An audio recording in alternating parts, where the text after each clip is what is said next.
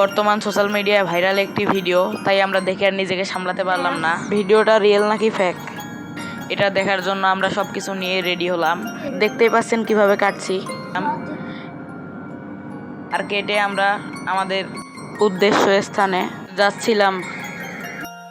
একটি ফাঁকা রুমে গেলাম, অন্য কিছু ভাববেন না, এক্সপেরিমেন্টটা করার জন্য একটি অন্ধকার রুম লাগবে, তাই আমরা চলে আসলাম।